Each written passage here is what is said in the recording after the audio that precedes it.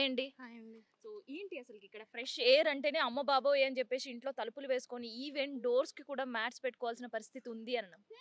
అసలు మేమైతే ఇంక బయటకొచ్చి ఇప్పుడు ఈ కొద్దిసేపు ఉంటామండి. మళ్ళీ మేము వెళ్ళి మాకు గొంతు నొప్పో, లేదంటే కళ్ళు మంటలో, హెడేకో అలాంటివొస్తాయి.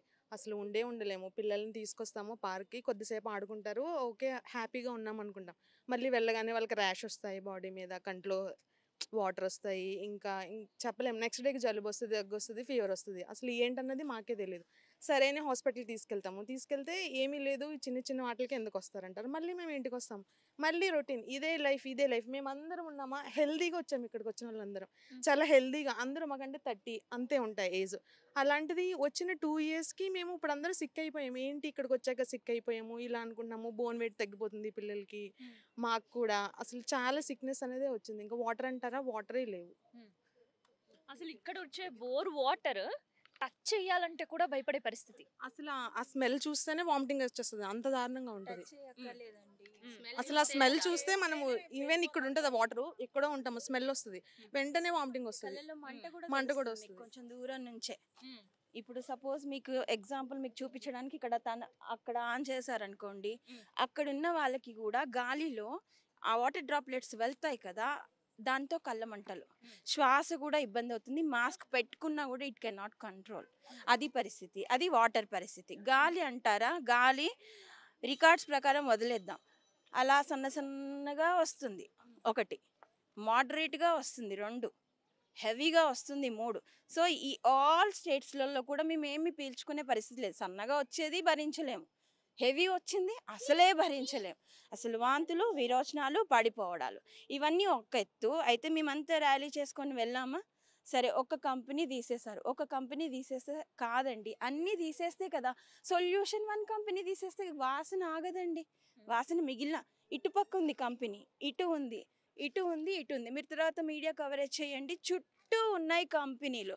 ఒకటి మీరే ఈ ప్లేస్కి వచ్చారు ఇండస్ట్రీస్కి అన్నారు, ఓకే, వాళ్ళ ప్రశ్న మేమే వచ్చామండి. ఇండస్ట్రీ ఏరియాకి మీరు వస్తే ఇది ఇండస్ట్రియల్ జోన్ అని ఉందా? హెచ్ఎండిఏ లేఅవుట్స్ కదా ఇవన్నీ కూడా. అప్రూవల్ అన్నీ వచ్చాయి, ఎందుకు ఇచ్చారు ఒక ప్రశ్న. సరే ఎందుకు ఇచ్చారు కూడా తర్వాత. ఇప్పుడు ప్రశ్నలతో ఉండడం ఇంపార్టెంటా, మాకు సొల్యూషన్ ఇవ్వడం ఇంపార్టెంటా? మీరు ఎందుకు వెళ్ళారో అని అడుగుతారా, మాకు సొల్యూషన్ చూపిస్తారా? ఇంకా కొత్తగా వచ్చే బిల్డింగ్స్ వస్తున్నాయి కదా, అందరికీ ఎన్ఓసి ఎలా ఇస్తున్నారు మీరు? మేము ఉండకూడని జోన్లో మేము వస్తే ఇన్ని కన్స్ట్రక్షన్స్ అవుతున్నాయి, వాళ్ళందరికీ క్లియరెన్స్ ఎలా ఇస్తున్నారు? బిల్డర్స్ చూపిస్తున్నారు కదా, ఎప్పుడో వచ్చిన జీవోనే, అది చూపించి నమ్మితేనే వస్తున్నాం. అప్పుడు మా మీద పని చేయలేదండి. నేను కొత్తగా వచ్చే వాళ్ళకి రిక్వెస్ట్ చేస్తున్నా, బిల్డర్స్ చెప్పే మాటలు నమ్మకండి. ఒకవేళ రావాలి అంటే మాకు బిల్డర్స్ సపోర్ట్ చేయాలి.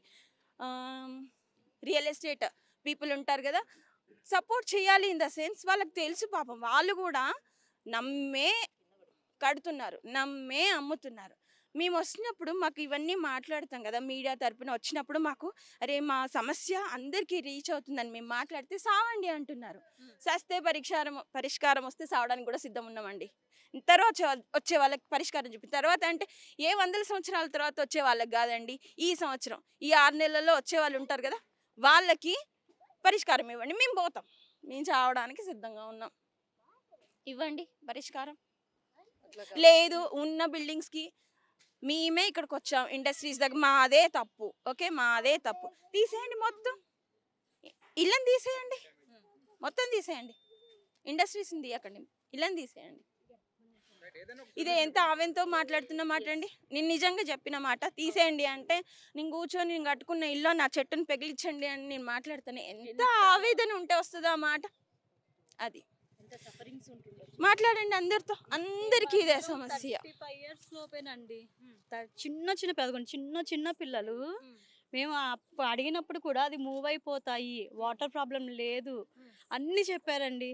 మేము అది నమ్మి మేము వచ్చాము. అందరూ లోన్లు పెట్టుకొని మిడిల్ క్లాస్ ఫ్యామిలీస్ అందరం కూడా వస్తే ఇక్కడికి వచ్చాక ఎవ్రీ మంత్ సిక్ అయిపోతారు పిల్లలు. అపార్ట్మెంట్లో మీరు నమ్మరు, ఈచ్ ఫ్లోర్కి 8 to 10 members పిల్లలు ఉంటారండి. 5 floors, ఇంకా ఈ అపార్ట్మెంట్లో ఎంతమంది ఉంటారు? ఇప్పుడు మేము సిక్ అవుతున్నాము, మరి పిల్లలకి ఎంత లాంగ్ లాస్టింగ్లో వాళ్ళ ఆర్గన్స్ ఎంత డ్యామేజ్ అవుతాయి, ఎంత సఫర్ అవుతున్నామా అండి మేము. ఎన్ని కంప్లైంట్స్, ఎన్ని ధర్నాలు, ఇంత రెస్పాన్స్ ఉండదు. వస్తారు, రాసుకుంటారు, వెళ్తారు, వస్తారు, రాసుకుంటారు, అంతే. ఇంత ఒక్క సొల్యూషన్ ఇప్పటివరకు లేదండి. చూడండి పిల్లలు ఎంతమంది పిల్లలంటే వాళ్ళు ఆడుకోవడానికే బాగా ఇష్టపడుతుంటారు. అసలు మేము ఎప్పుడెప్పుడు చూసి బయటికి తీసుకునే రావాలా పార్క్ అని గురించి ఉంటది అండి. అనుకుంటారు. మేము బయటికి వెళ్ళలేక ఆ పార్క్ చూసే ఒక ఇంట్లోనే ఉంది, మాకు బయటికి వెళ్ళే పని లేదు, ఇక్కడే ఉంది, మేము బాగా కేర్ తీసుకోవచ్చు అని చెప్పి మేము ఈ పార్క్ చూసి మేము అందరం తీసుకున్నామండి. ఉమ్. అట్లా బయటకు వచ్చి కూర్చోడానికి ఉండట్లేదు పిల్లల్ని. పార్క్ లో కూడా ఆడే పరిస్థితి లేదు. అసలు స్మెల్ వస్తే మీరు భరించలేరండి, మేము పరిగెడతాం లోపలికి వెళ్ళి డోర్లని క్లోజ్ చేసేసుకుంటాము.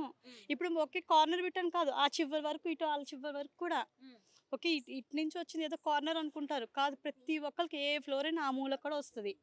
అది ఎంత ఫ్రాగ్రెన్స్ ఎంత దరిద్రంగా ఉంటుంది అంటే కడుపు తిప్పిస్తుంది. ఇంట్లో ఉన్నా కూడా గబగబా రావడం డోర్లు వేసేసుకోవడం. ఏం మాకు పరిస్థితి? ఇప్పుడు మనం ఎంత ఆడుకున్నాము, పిల్లలు ఆడుకోవడానికే మేము తీసుకుంది. పార్క్ లో అడుగుపెట్టే పరిస్థితి ఉంటుంది స్మెల్ రానప్పుడైనా. స్మెల్ రానప్పుడు ఎప్పుడు 1 అవర్ ఆ 1 అవర్ ఉంటది. మరి దోమలు ఎంత ఉంటాము, అడుగు పెడతాం పార్కులో అడుగు పెడతాం, ఎప్పుడైనా స్మెల్ రాకపోతే అడుగు పెడతాం. పెడితే ఆ పిల్లల్ని దించినప్పుడు చేతులు కాళ్ళ వరకు మొత్తం అరికాళ్ళ వరకు మొత్తం బ్లాక్ అయిపోతాయి. అది తీసుకొచ్చి సోప్ వేసి కడిగినా కానీ మామూలుగా పోదు, రాకాల్సి వస్తుంది. చిన్న పిల్లలు సెన్సిటివ్ స్కిన్ వాళ్ళ మెత్తగా మృదువుగా ఉంటుంది కదా, అట్లాంటిది మనం రుద్దేటప్పుడు పోయేంత వరకు రుద్దేటప్పుడు ర్యాషెస్ వస్తాయి. మొత్తం అసలు ఆడిపించడానికి వీలు లేదు పిల్లలకి, వాళ్ళకి స్లో పాయిజన్ లాగా వెళ్ళిపోతుంది. మొత్తం పరిశుద్ధమైన గాలి లేదు. మొత్తం అది మాకు పిల్లలకి మంచి గాలి అంటే ఎట్లుంటుందో చెప్పడానికి ఆస్కారం లేదు ఇక్కడ. అసలు పల్లెటూరుకి తీసుకెళ్ళాలంటే ఎప్పుడు పల్లెటూరులో ఉండలేము కదా, వాళ్ళ చదువులు ఉద్యోగాలు వాటి వల్ల అసలు ఆస్కారం లేదు. వాళ్ళకి మంచి రేపు భవిష్యత్తులో వాళ్ళకి మంచి గాలి అంటే ఎట్లుంటుంది, ఇదే కదా గాలి, ఇంకా మంచి గాలి ఎట్లుంటుంది అని అడిగే పరిస్థితికి వస్తారు మమ్మల్ని, గ్యారంటీ వస్తారు అట్లా. ఇప్పుడు ఉదాహరణకి ఫుడ్ అంటే మనం ఇప్పుడు ఆ మైనీస్ కలిపిందంటే తింటే చనిపోయారని ఎమ్మటే దాన్ని బ్యాన్ చేశారు ఒక చిన్న వాళ్ళని. ఈ పెద్ద పెద్ద కంపెనీలు వాళ్ళదేమో అప్పటివరకు మనం అది ఆ ఫుడ్ తినకుండా ఆగగలుగుతాం అంటే ఆగగలుగుతాం, మనం ఆపుకుంటాం పిల్లల్ని కూడా, అది తినొద్దు అది పాయిజన్ అయితే అని. ఇది ఎట్లా ఆపుకుంటాం? ఒక్క నిమిషం గాలి లేకుండా బతకగలుగుతామా? బతకగలేము కదా, ఆకలిని ఆపుకుంటామండి. ఒక 2-3 గంటలు పిల్లలకి ఆపగలుగుతాం, మనం ఆపుకోగలుగుతాం, మంచి దగ్గర ఉన్న దగ్గర పోయి తినగలుగుతాం. మరి గాలికి ఎట్లా పోవాలి, మేము ఎక్కడికి పోవాలి? ఆకాశంలో లేచిపోయే మార్గాలు కూడా లేవు కదా. అసలు ఎందుకు ఇవ్వాలి ఇక్కడ పర్మిషను? ఇప్పుడు బిల్డర్ని అడిగితే మీరు ఫ్యాక్టరీలు ఉన్నాయి చూసుకొని కొనలే అని కొంతమంది అడుగుతున్నారు. జీవో ఉంది, 18 జీవో ఉందట, అయ్యే కాగితాలు ఈ పిల్లలకు చూపించారు, నమ్మి కొన్నారు. కొన్న తర్వాత వచ్చిన తర్వాత ఇవి వస్తున్నాయంటే పోతాయని దాటేసుకుంటూ వచ్చారు. ఇప్పుడు ఆ బిల్డర్లు కూడా మా మీద ఒకప్పుడు రివర్స్ అయ్యారు, మేము ఉన్నాయని కాగితాలు చూపిస్తే మీరు వేరే వాళ్ళు కొనడానికి వస్తే ఎందుకు కొనేది ఇట్లా ఎందుకు చెప్తారని నన్నే అడిగారు. నాకు తెలియక నేను ఉన్న పరిస్థితి ఇక్కడ ఉన్న పరిస్థితి చెప్పా. మామూలు చూడడానికి వస్తారు కదా, వాళ్ళని కూడా ఎందుకు అడిగారని. ఇప్పుడు ఆ బిల్డర్లు వచ్చి మాకు సమాధానం చెప్తారా? ఇప్పుడు పవన్, నేను ఇంతమందిలో అడుగుతున్నా, ఆ పవన్ వచ్చి సమాధానం చెప్తాడా? చంద్ర వచ్చి చెప్తాడా? సేల్స్ మెన్స్ పెట్టారు సురేష్ని, వాళ్ళు వచ్చి సమాధానం చెప్తారా? ఆ రోజు నన్ను అడిగారు మీరు ఎందుకు చెప్తున్నారు అట్లా అని. ఈ రోజు మా పిల్లల పరిస్థితి, మా వాళ్ళ భవిష్యత్తు వాళ్ళు వచ్చి చెప్తారా? మరి లేకపోతే తీసుకున్న డబ్బులు రిటర్న్ ఇస్తారా? ఏం చేస్తారు? మనకి హెల్త్ బాగుండాలి, కనీసం ఒక 45 మినిట్స్ వాక్ చేయడము, లేదంటే జాగ్ చేయాలి మార్నింగ్ ఈవినింగ్ అంటారు. కనీసం జాగ్ పక్కన పెట్టండి, కనీసం మార్నింగ్ టైంలో ఇంట్లో నుంచి కాలు బయట పెట్టే పరిస్థితి లేదు. సూర్యరశ్మి అంటే మార్నింగ్ వాళ్ళకి సూర్యరశ్మి ఎట్లా ఉంటుందో పిల్లలకి తెలియట్లేదు, తీసుకురాలేకపోతున్నాం.